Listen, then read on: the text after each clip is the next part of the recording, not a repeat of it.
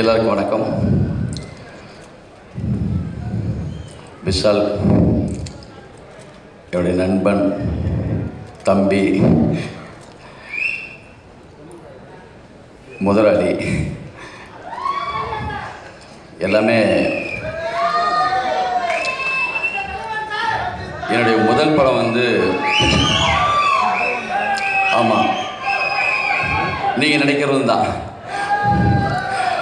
என்னுடைய முதல் படத்துடைய மகாபெர பொண்ணு ஃபஸ்ட்டு படம். அம்மா பக்கத்தில் தான் உட்காந்து இவ்வளோ நேரம். அதான் நான் அசிஸ்டண்ட்டாக ஒர்க் பண்ண படம். 3 வருஷம் அந்த படம் 3 வருஷம் நடந்துச்சு. அப்போ அவங்க வீட்லேயே தான் இருப்போம்.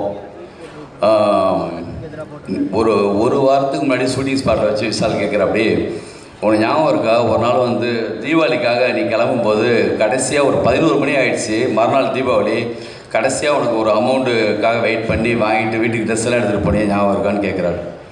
இவ்வளோ பரபரப்பில், இவ்வளோ பிரச்சனையில், எவ்வளவோ அவர் வந்து வேலைகளுக்கு இடையில எப்பயோ நடந்த ஒரு விஷயத்தை கூட அவருக்குள்ளே இன்னும் வச்சுருக்காரு.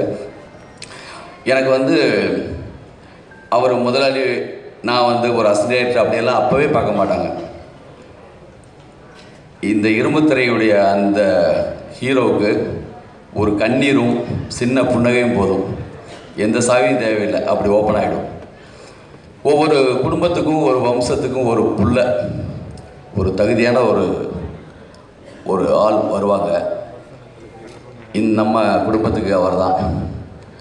ரொம்ப பாட்டில் வந்து நான் ஒன்றுமே புரியாமல் முழிச்சிட்ருக்கப்போ பக்கத்தில் வந்து நின்று அப்படி வார்த்தை சொன்னாங்கன்னு எனக்கு தெரிஞ்சு அவர் வார்த்தை கூட சொல்ல தேவையில்லை. அவர் பக்கத்தில் வந்து நின்னாலே போதும், அப்படி ஒரு பாசிட்டிவான மூடு இருக்கும். நான் அதை வந்து சண்டைக்கோழி பண்ணும்போது நான் பார்த்துருக்கேன். அந்த படத்தில் வந்து கிளைமேக்ஸ்லாம் அப்படி ஒரு ஃபைட்டெல்லாம் கண்டிப்பாக பண்ணவே முடியாது.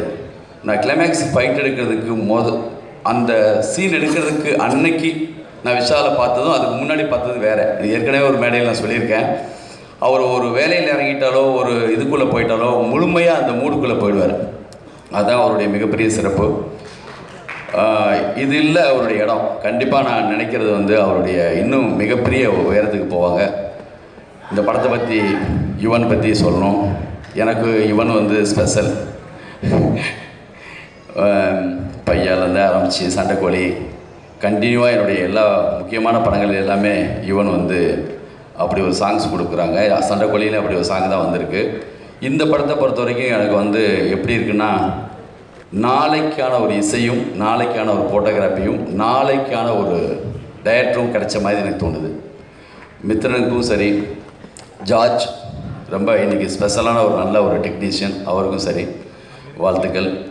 இந்த படம் வந்து கண்டிப்பாக யுவன் சொன்னால் உண்மையிலேயே அது சரியாக இருக்கும். ஏன்னா ஒரு மியூசிக் டைரக்டருக்கு தெரிஞ்சிடும் ஒரு படம் பார்க்கும்போது அது எவ்வளோ சேஞ்ச் ஓவர் அவங்க பண்ண முடியுது. அந்த படத்துடைய எப்படி ரீரெக்கார்டிங்லேயே அதை வந்து கண்டுபிடிக்க முடியும். அந்த படத்துடைய இதை சமந்தா பண்ணியிருக்காங்க, அவங்களுக்கு என்னுடைய வாழ்த்துக்கள்.